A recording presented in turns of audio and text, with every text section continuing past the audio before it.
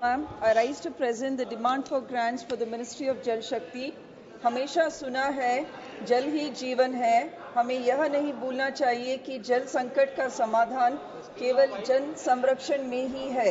जल है तो जीवन है, जल है तो कल है।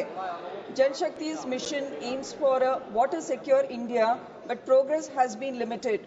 Groundwater is depleting, millions lack drinking water, key projects are stalled, and Niti Aayog itself reports 70% of India's water supply to be contaminated.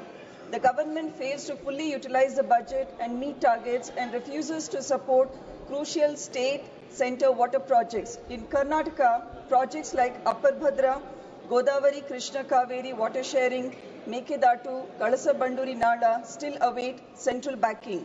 In Karnataka, we have aptly identified this Sarkar and by extension the Jal Shakti mission as Khali Chambu. Ma'am, let me share a few facts, a few of the alternate facts the centre uses.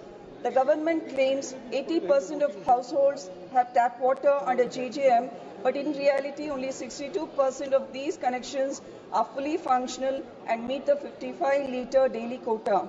Despite this, JJM faced a 68% cut in 2024-25, highlighting underutilization of funds.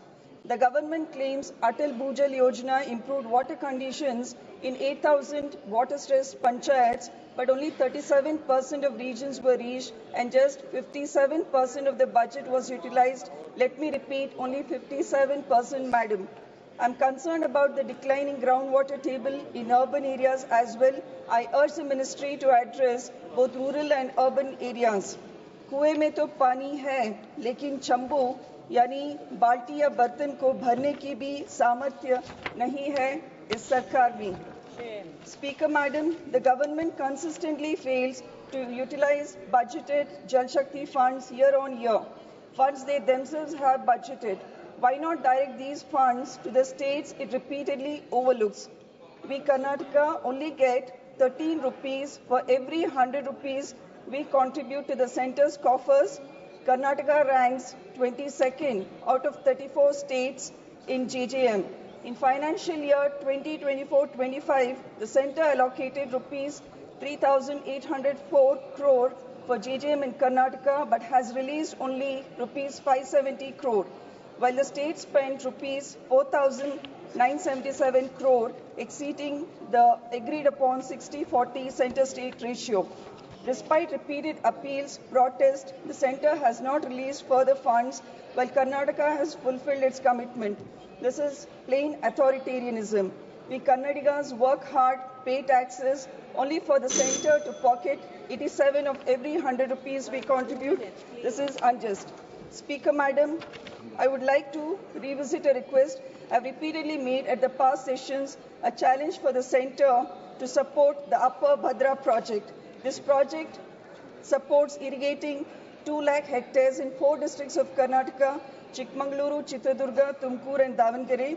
The centre had announced rupees 5,000. Please, ma'am, just 1 second. 5,300 crore for the project, but as I mentioned earlier, they have not delivered. Madam, I just conclude, madam. Last, I just concluded.